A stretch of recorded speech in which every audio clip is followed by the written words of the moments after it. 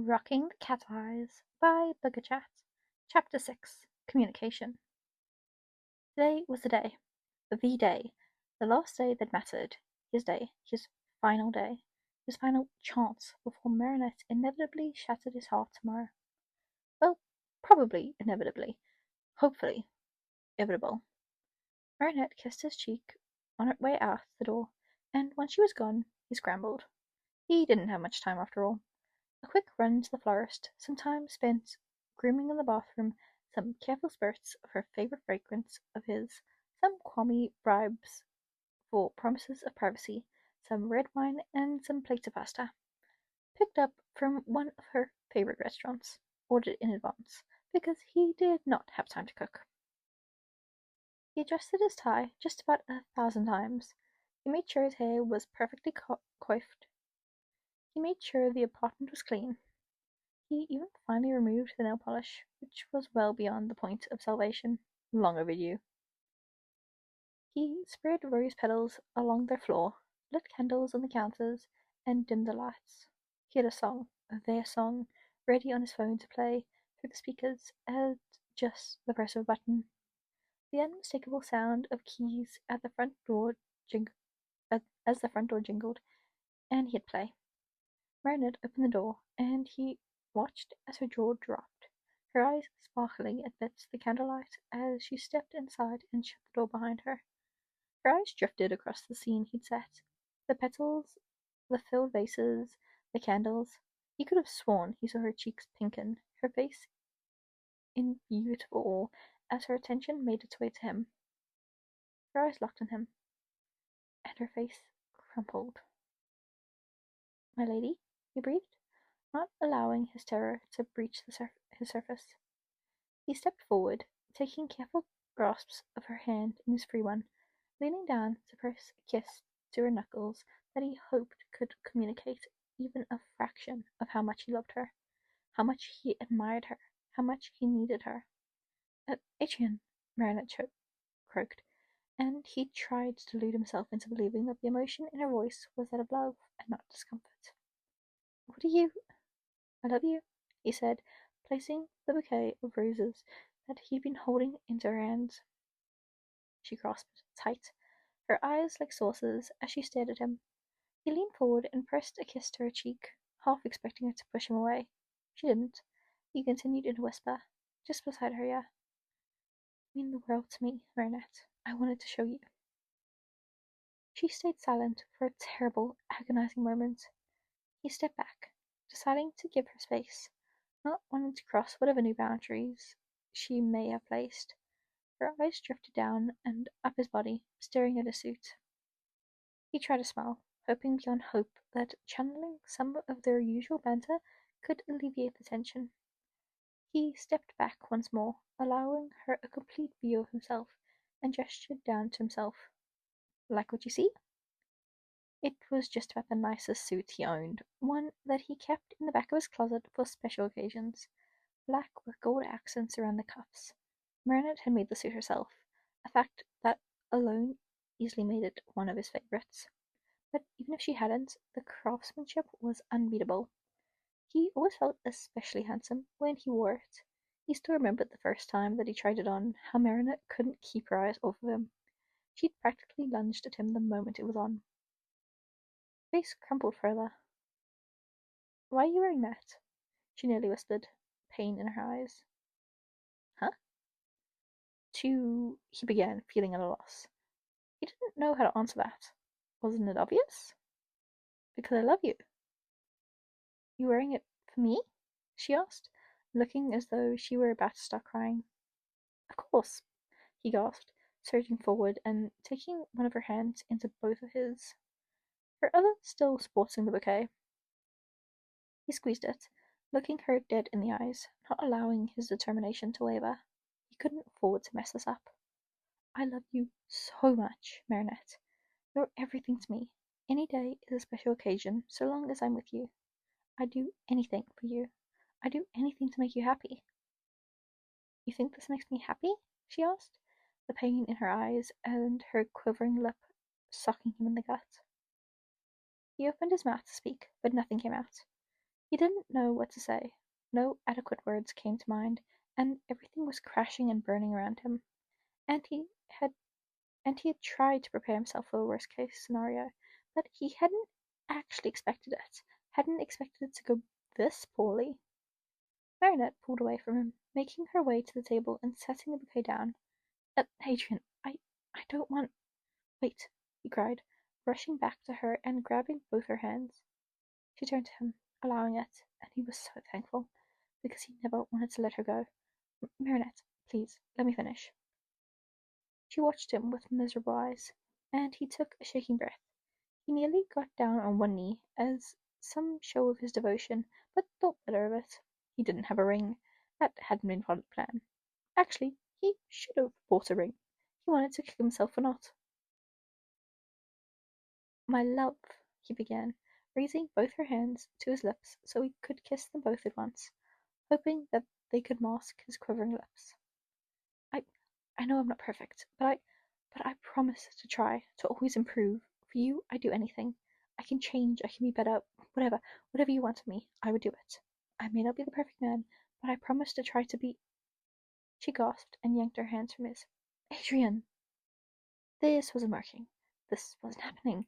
He couldn't believe this. He couldn't believe it was going this poorly, and he was going to lose her, and he was going to lose everything and everyone, and he'd be all alone again, and I can't do this, Marinette said, twisting a knife into his heart. Oh my god, I changed my mind. We're talking now. No, he tried to say, the words dying in his throat, just as he felt he was about to. He shook his head, pathetically, eyes misting as he reached for her hands again. She stepped away before he could. Ardrien, this has gone on long enough. I'm not going to beat around the bush about this any more. No, he tried to say, but all he could do was gasp for air.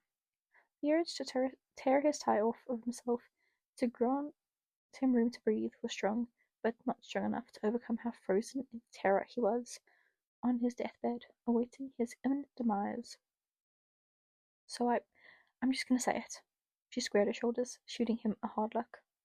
I'm leaving you. I love someone else. I'm not in love with you. Are you trans? He stared. She stared back. He waited.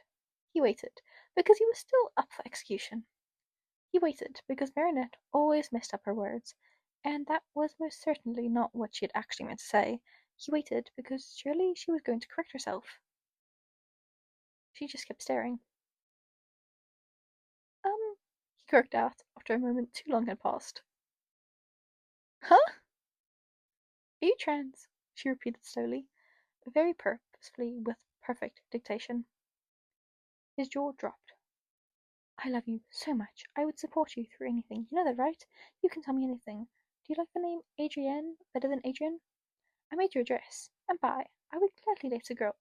Oh my god, he choked, practically stumbling back, one hand at his pounding heart, and the other supporting his weight against the table. I'm the girl? Her eyes widened, practically sparkling. You tell me! He tried, something in him snapping at the realization. She's not leaving. He burst out laughing. He laughed, buckling forward and clutching his stomach. He laughed because he'd been so sure that he was about to die, so sure that everything was falling apart, so sure that he was going to lose everything. And it was just a misunderstanding. I'm not laughing, Marinette said bluntly, crossing her arms over her chest and narrowing her eyes at him. You, he tried between laughs. You're not leaving me? She gasped, uncrossing her arms. What? Of course not. Oh. He gasped for breath, clutching his aching stomach as the laughter began to die. Oh my god, thank god. You can't be serious, Marinette cried out, clearly upset, delivering the killing blow to his mirth. I told you over and over again that I was here for you. You still thought. He blinked, unsure what to say. I love you, she choked, clutching her hands before her heart, her eyes misting. I'm here for you. How many times do I have to say that? Why don't you believe me? He didn't know what to say to that. Okay, Adrienne, I love you, okay? I love you, and and I know you have some sensitivity to abandonment, and I know that, well, he breathed. People have hurt you, but I, she emphasized, love you no matter what. No matter who or what you are or anything. And I want you to trust me.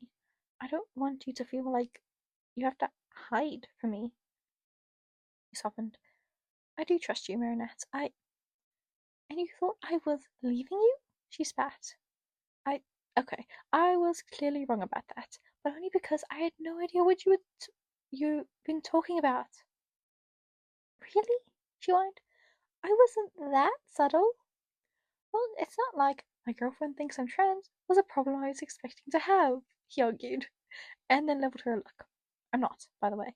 So this is all just a funny misunderstanding. She crossed her arms, appraising him. You're not trans? He shook his head. No, I'm not. She stared at him. He stared back. She raised a brow. He crossed his own arms and raised one back.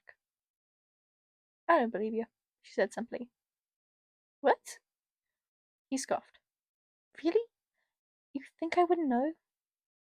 Maybe, she eyed him. You've always been the queen of oppression. Right, he began, any argument dying on his tongue. King of oppression, he corrected instead. What makes you think that, anyway? Well, for one, she sighed, beginning to count on her fingers. You were so happy in that dress. For two, you love the makeup. Guys can wear dresses and makeup, he quickly pointed out. I know that, but I'm not finished. She lifted another finger. For three, you told me yourself. He spluttered. What? I most certainly did not. No, she declared with certainty. You did. You told me. When?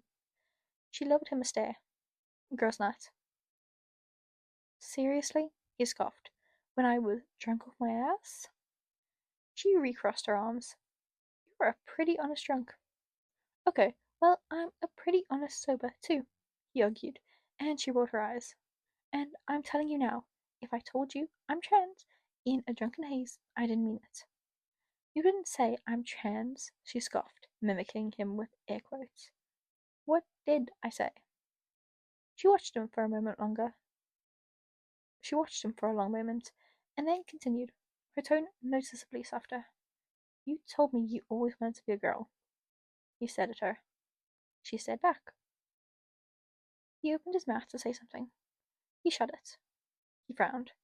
He averted his gaze to watch the flicker of a candle. Well, I was exaggerating, he said, turning his gaze back to hers. Her eyes widened. Exaggerating?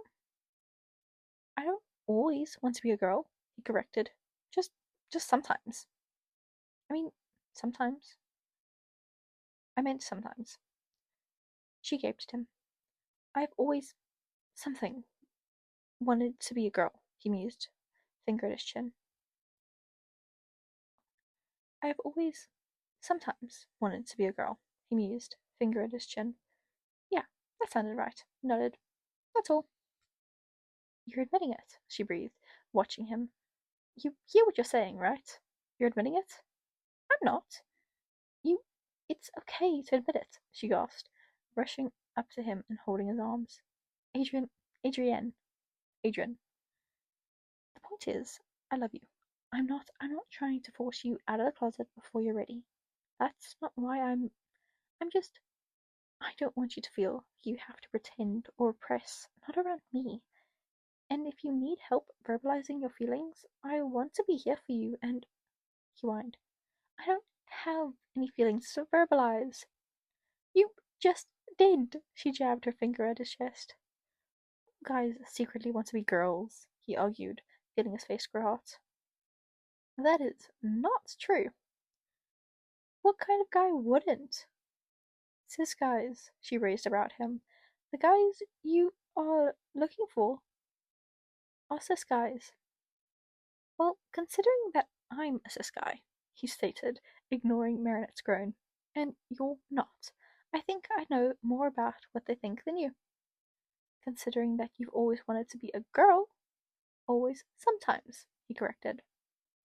I think that you're grossly overestimating your she gestured vaguely at him. Cisness. He rolled his eyes. I think, she continued, that if you asked any actually cis guy right now, they'd tell you exactly what I'm telling you. He stared at her in challenge. She returned his gaze.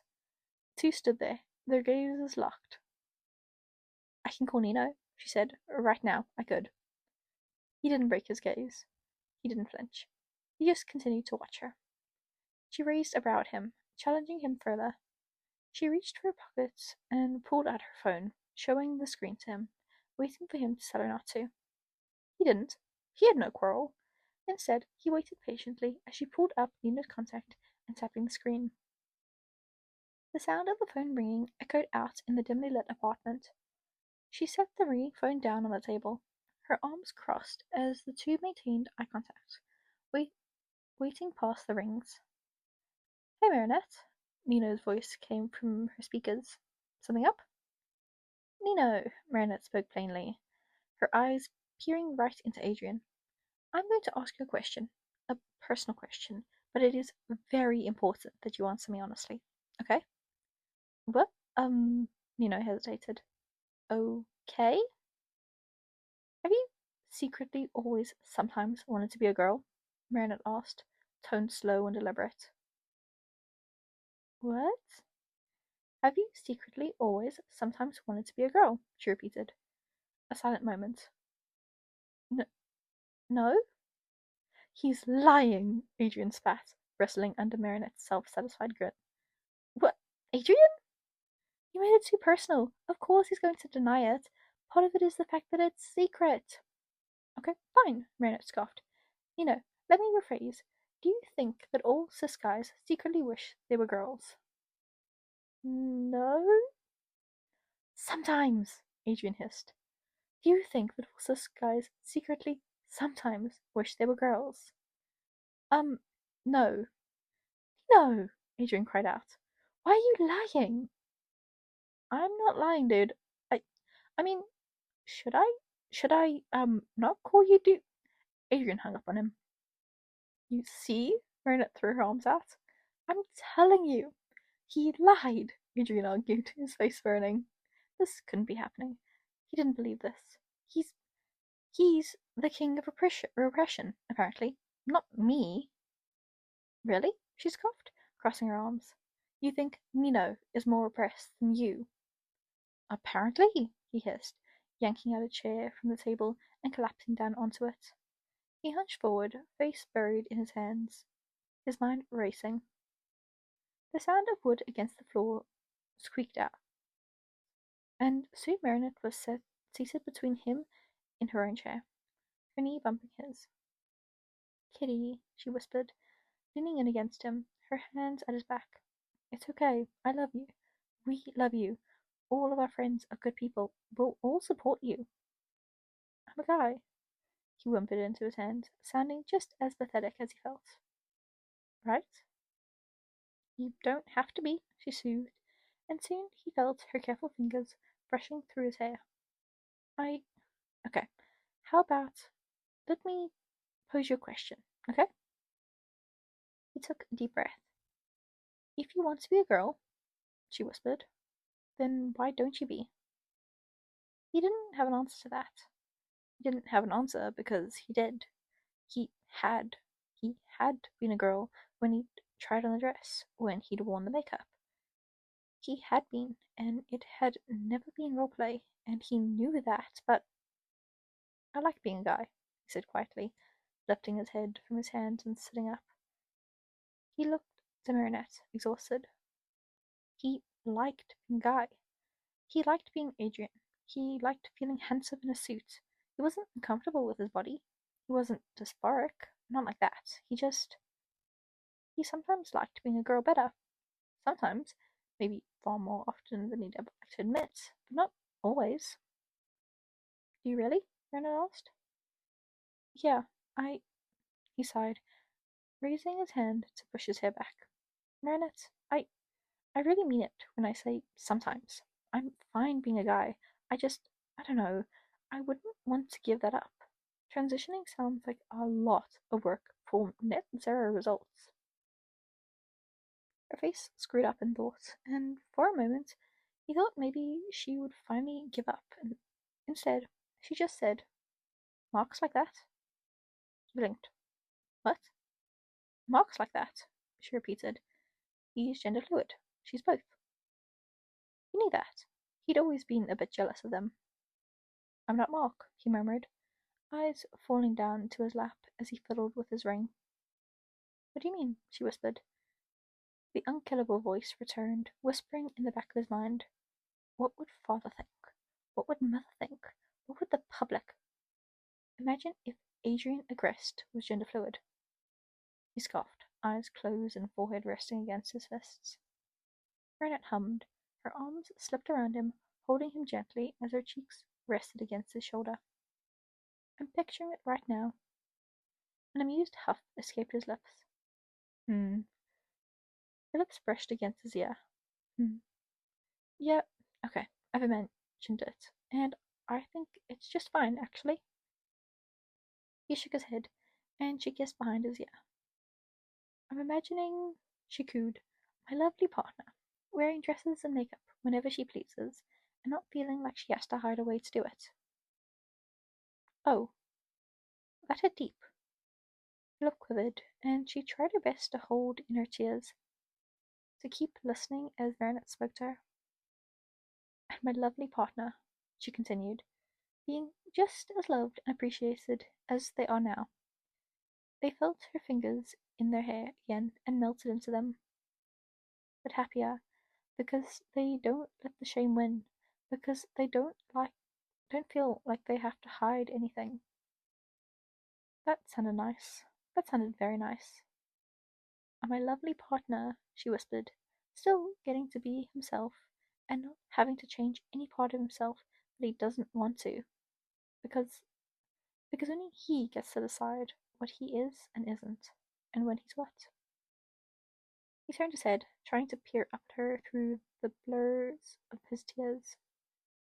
"And I love it," she finished, sitting back in her chair, smiling at him in a way that held so much affection that his heart could barely take it. "I love picturing that." "Do you?" He nodded, not trusting himself to speak. He did like it. He liked that scenario a lot. "So, if you want to do that," she whispered, stealing one of his hands and grasping it in both of hers, "you can. In fact, I think if it sounds good to you, you should do it. Because I want you to be happy." "I don't know if I deserve to be that happy." A terrible thought came, its voice striking similar to the unkillable one. He sucked in a breath and tried to shake it away. "Maybe," he began, his voice unsteady in his throat. "Maybe you're right." "I've always been right," she grinned. "Right?" He laughed between sniffles, raising his hand to wipe at his eyes. "Ah, yeah, of course, my lady. How could I forget?" But, she hesitated. "That was just the scenario I imagined. It doesn't have to be exactly like that. Whatever would make you happy. That's what's important." He nodded. "Was there," she hesitated, "anything that sounded wrong about what I said?" He sniffled. "No. Not even the pronouns or anything?" He shook his head. No, I liked it. All of that." Her face brightened, and something in him bloomed. "Yeah?" He smiled. "Yeah." "Okay." She threw her arms around his shoulders and leaned in, pressing a big kiss to his cheek. He couldn't help but laugh. "I love you." He nodded, snaking his arms around her waist. "I love you too." She hummed. He melted into her touch. He felt so tired, so exhausted, the emotional roller coaster of the past couple of days catching up to him. But he was safe now. He was in his lady's arms, and she wasn't leaving him, and maybe everything was going to be okay. "You know," she whispered, "I'm sorry for ruining your romantic surprise by dumping all this on you, but I just thought you really needed to get it out." A wet chuckle escaped him. "It's okay," he sniffled. I think you were kind of right about it. She nodded. The food looks good. It's probably cold. We can reheat it. He nodded. And she muttered, definitely okay wearing the suit? Like, I mean, I don't want you to wear it just for me. I like the suit, he said, pulling away from her. It's a favorite of mine. I was wearing it for me, too. Makes me feel handsome. Oh, good, she sighed, her eyes soft and affectionate as she looked him up and down. You do look handsome in it. He nodded, and she lifted herself to her feet, grabbing the plates of food from the table and taking them towards the microwave. A thought crossed his mind. But, she peered back over her shoulder at him. He hesitated. I've had lots of opportunities to wear suits before. She watched him, waiting for him to continue. But, he swallowed, a private romantic dinner date would also be a great occasion to wear a dress. When else would he get an opportunity like this? Marinette lit up, her smile wide. What are you waiting for, princess? Adrian grinned and slid to her feet. Might take a bit, she admitted. I'm pretty slow at applying makeup. I'd wait till the end of Earth for you, Marinette sighed dreamily, batting her lashes. And don't judge me if the cat eyes are crooked, Adrian said, making her way towards the hall. I'm not well practiced yet. I would never judge you, Marinette gasped. Besides, we all know you look good in anything. Adrian laughed, her cheeks aching from her smile as she slipped into the bedroom and into her dress. Oh, it's so cute. Okay, that was the end. Oh, it's the end. How am I supposed to survive without this fic to read? Seriously. Oh, it is so cute though. I love this one so much. Seriously, go. I always have the link to the author and art.